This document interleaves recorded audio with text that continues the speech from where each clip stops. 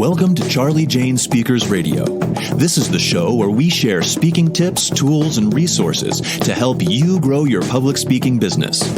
Our goal at Charlie Jane is to get you, the speaker, on the platform in front of thousands of people so that you can teach and motivate your audience, enriching and empowering them to lead fulfilling lives. And now, here's your host, Wendi McNeil.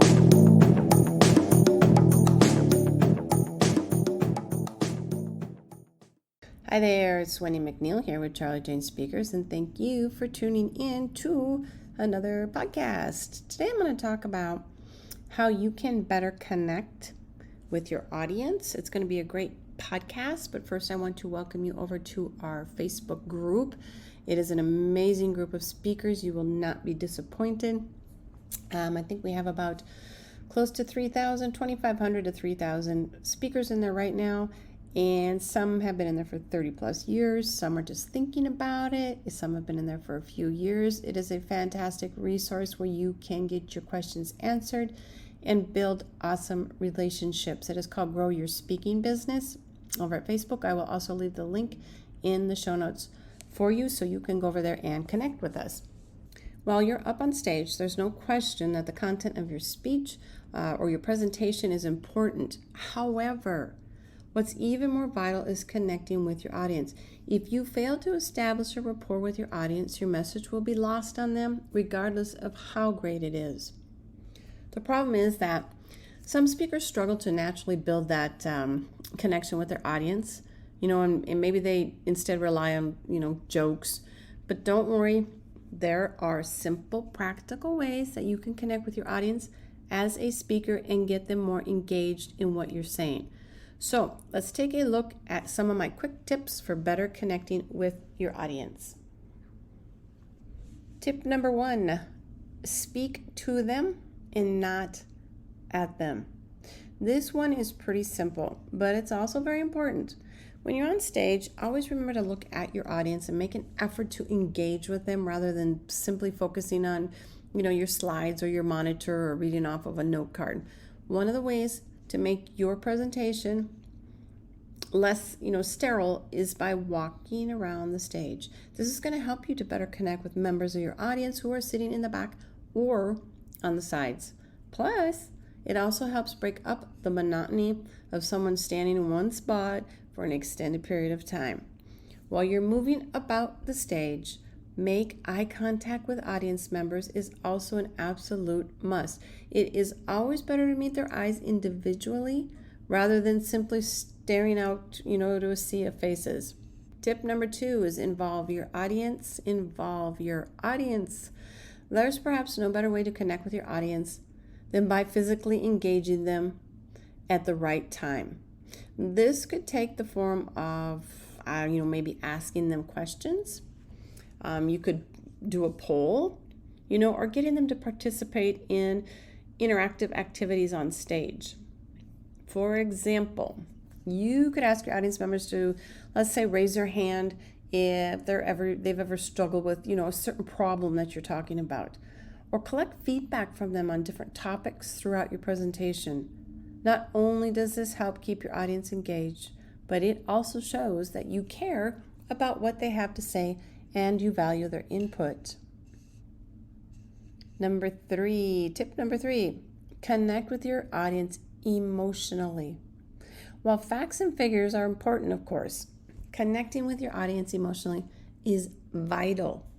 Talk about how and why your topic should matter to them. Why your talk should matter. Perhaps you're discussing a new product that's going to save them time, or a service that's going to make their life easier. In that case, help them imagine what their lives will feel now that the problem has been taken care of with your nifty solution. If you're able to evoke an emotional response from your audience, they'll be more likely to remember what you said and, more importantly, why it should matter to them. Tip number 4, establish connections through storytelling. Super, super good one here. Storytelling is another essential tool in building that connection with your audience. When you're telling stories, personal things about yourselves, you try to focus on the plot as well as the delivery and avoid making them too long, or kind of going off of the subject that you're speaking about.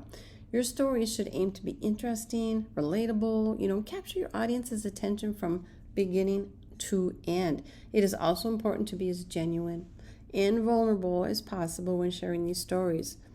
To really connect with your audience on a personal level, let them see the real you. Okay, let them see the real you. They'll be more likely to connect with you in return. Tip number 5, I want you to utilize humor. Okay, I've always said humor is your best friend when trying to break down those initial walls put up by audience members. I'm not saying you should try and be a stand-up comedian, right? But if you can work some light humor into your presentation, it will go a long way in helping you to connect with your audience. Just be careful not to overdo it, or make any potentially offensive jokes, that could backfire. And if you're unsure about whether or not something is appropriate, a side of caution, just skip it all together, okay? Just skip it all together. Tip number 6, I want you to link up with your audience members after the event, after your talk. Finally, don't forget to meet and greet your audience members, right? After your presentation is over. Whether you're just shaking their hand, you're simply saying thank you. This is an excellent opportunity to network and further cement that connection that you've worked so hard to build. And if you want to capitalize on your efforts, why not exchange, business cards with them? Follow up with an email later down the road. You never know when they might need a speaker or know someone who does. It's very important to network after your event or after your talk. Connecting with your audience isn't always easy, but it's a vital skill set of any successful speaker. By following the simple tips that I mentioned, you'll be well on your way to better establishing that connection with your audience as a speaker, whether it's through passionate storytelling, humor, or simply making an effort to engage them on a personal level. Taking the time and care to really, connect with your audience is going to be one of the best ways to ensure that they have a great experience and that they will remember you long after your talk has ended. If you're what I like to call a product speaker rather than someone who speaks for a fee, then establishing a connection is even more vital. In these scenarios, a lack of connection equals lack of sales. It's that simple. To learn more tips about establishing that rapport with your audience, do not hesitate to join us over in our Facebook group. I talked about it in the beginning of the podcast. It's called Grow Your Speaking Biz. It is a fantastic Facebook group. You will not be disappointed. It's full of speakers sharing hints, tips, that really help them develop a successful speaking business, including some of their methods for building rapport with their audiences. So you're going to want to get over there and hop into the conversation. It is Grow Your Speaking Business. I will go ahead and also add the link in the show notes. And that is it for this podcast. I would like to also share a free resource with you. I like to share one resource every time I do a podcast. And this one is, I have a list of 50 to 58, I don't recall, it changes, events that are looking for speakers. And they need you to submit your speaker proposal right now. You can hop down to the show notes, click the link on, and go and check out that list, see if anything is a fit for you. And if it is, go ahead and submit your proposal to them. Okay? That is it, everybody. Thank you for tuning in, and I'll talk to you later. Bye.